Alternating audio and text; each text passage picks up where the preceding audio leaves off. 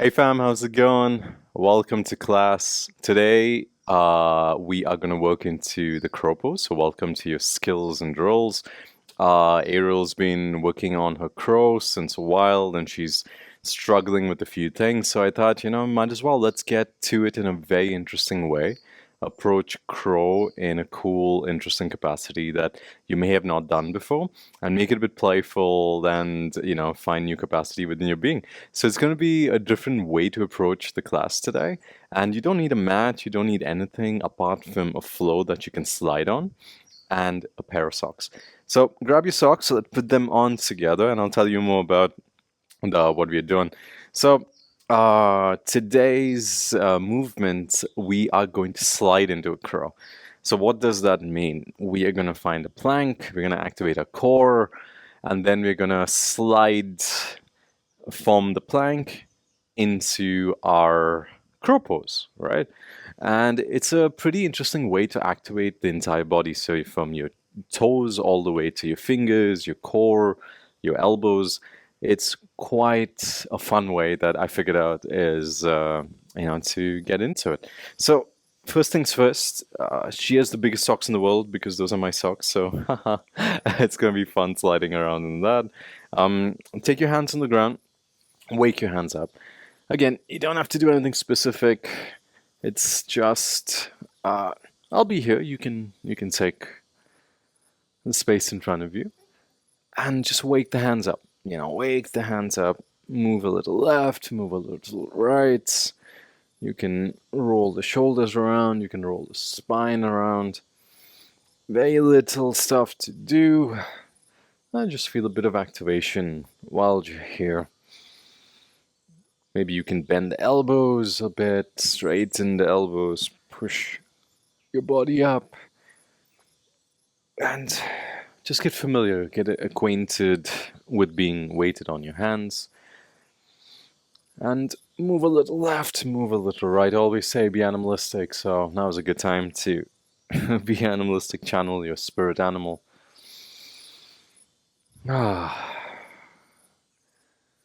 If the hands feel groovy and good, you can always pause and take like a longer wrist warm up as you need.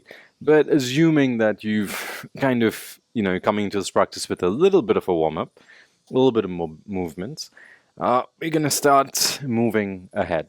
So bend your elbows and start working into that crow movement. So you have that little bend. So you're shelving your hands. Sorry, the idea is to use the hands like a shelf to put your elbows on top of it. And that is how we're going to work into it. That's how we're going to play.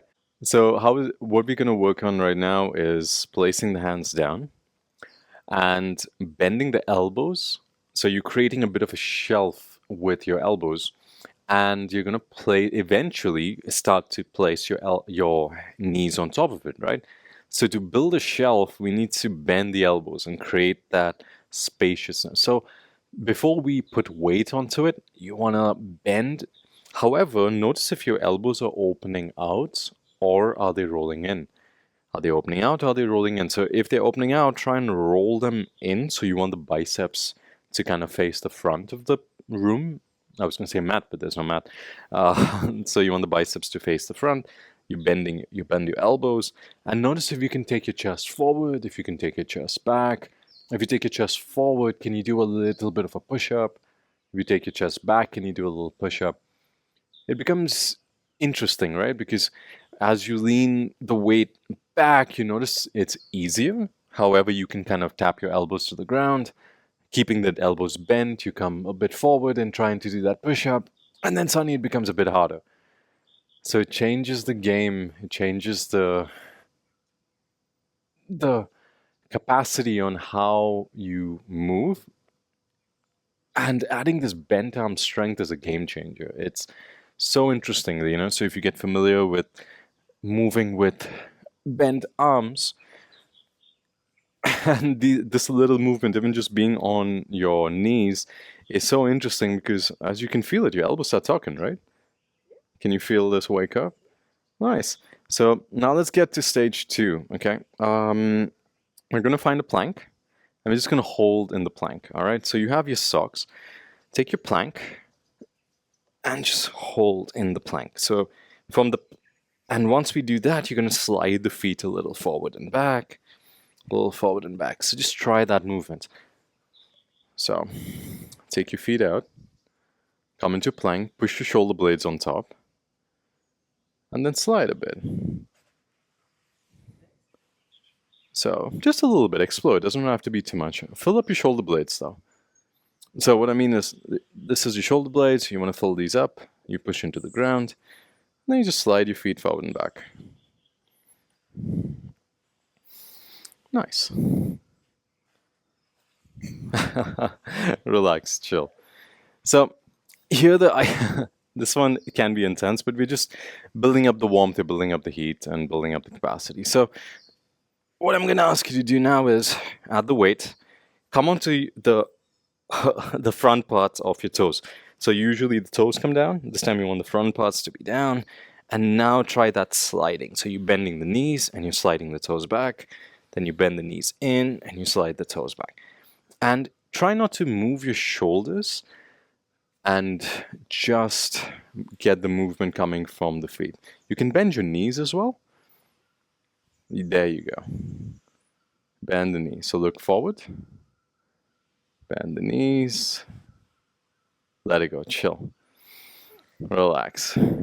This one's a sneaky core exercise, right? Because when you get into a crawl, you want your core to be active.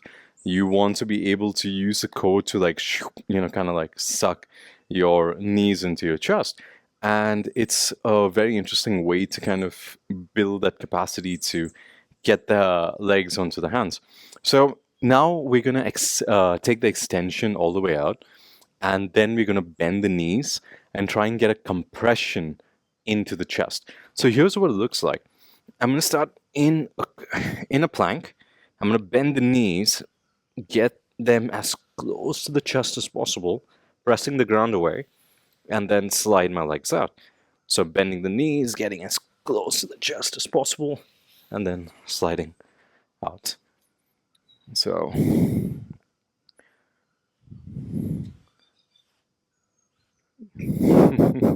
you might want to go a bit forward or come back because you have this thing on the ground that is going to limit your movement. So come back a bit. You'll have space. Yeah. A little more. There you go. That should be a good position. So press the ground away, fill up your shoulder blades. If you're working this with aerial, bend your knees as you slide and use the core to lift in, and you press the ground away, and then you push yourself out. So come back in your plank. Make sure your shoulders and your wrists are somewhere in line. Then you come again, bend the knees, push up, let it go, relax, take it easy. So the reason why I ask you to put the front of your toes down is because I know it's quite intense, right? I mean, you feel it on your feet. However, the benefit is that forces you to use the core more than to use your feet.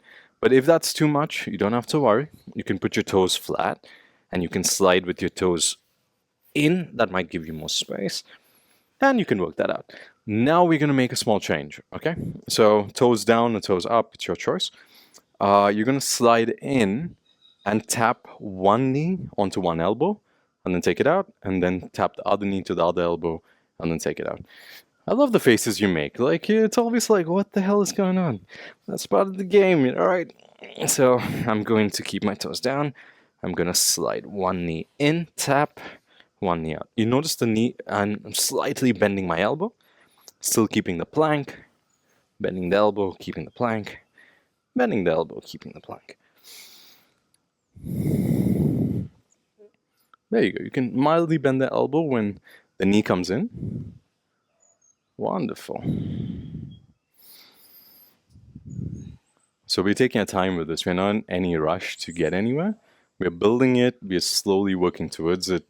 And you're breathing along the way. So we're not counting. Take a break, relax. We're not counting. We're not trying to get any specific reps. We're not trying to build it to a capacity that feels too intense. We're taking our time. We're working into it. So now, same movement, However, we're going to get both the knees into the elbows. So both the knees are going to slide, the legs are going to tap, and then you're going to take it out. So here's what it looks like. My legs are going to go out, toes tucked or untucked, it's your choice, find the plank. And then you're going to bend the elbows as you slide the legs up, tap the knees, and then go back. So you're on a full plank, then the elbows bend as you slide the knees in, and then you go back. You might want to come further back, you're going to rub against this line. I hope you have a better flow at home. We have this little indentation in the concrete which makes this quite intense. So we're just trying to like work our way around it. However, as you can see, so as you come forward, bend the elbows and then tap. So keep the elbows straight in your plank and then slowly start to bend the elbows while you get the knees, tap and go back and try to come back into a stable plank. So that's what we're working. So don't worry, if it's intense, take your time, take breaks along the way. Okay, so now the idea is we're going to do the same thing. However, we're going to try and float the feet. Okay, this is your crow, the moment of everything coming together. So your hands go down, you find your plank, press down, activate your glutes, activate your core, bend the elbows, slide in, maybe shelf the legs, tap, lift, slide back out.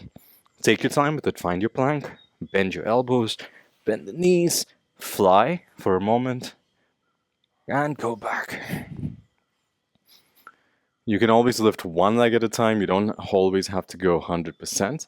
So you can go with one leg, lift it, see how that feels. Wonderful. Lean forward, look forward. You want the vision to be as far forward as you can. Very nice. Good job. Find your glutes, find your core, slide it in, tap, lean forward, look forward, squeeze the heels to your bum. Nice, let it go, slide out. Nice, relax. That was pretty awesome. I hope you're enjoying it. I hope you're finding that capacity, and I hope you're building it to something else. Well, wonderful stuff. We gotta do this one more time. Now that all the connections built, all the capacity is worked out, now we just play with it. So you can let go of being so strict and just slide around. Be a kid, play with it. So let's go. I'm going to go with this, and you can try it as well, or you can just take a break and try it with me. So if you want to slide with your legs out, you want to slide with the legs in, it's your choice. Bend the knees, take it, float, fly. Maybe one knee comes to center, maybe other knee comes to center. Maybe you slide down. Make this playful, make this experimental. Try something interesting. Maybe you touch your nose to the ground. Maybe you lift back up. Maybe you slide out. Whatever you choose to do, play with it. Test your ability to find an interesting crow. Maybe you slide one leg. Maybe you slide one leg in, shelf, then shelf the other leg. And relax. Let that go. Swing the wings. Oops, sorry about that. Take your fingertips back. Push your hips forward. Open the chest. Maybe take a soft camel in any capacity. Good job. Good job to everyone today. That was a fun ride. Well, I hope you had a good time. As you can see, it takes time for the crows to build. Ariel's been working on the crow for a few months, right? A few weeks, few months. And sometimes it gets a bit intimidating, right? Because, you think your face is going to hit the ground when you have that strength which you're trying to struggle with. However, by adding the socks and the sliding, I've noticed it takes away that necessary requirement for pure strength, and it helps you connect your core with your limbs. And it's a very interesting way to make it playful.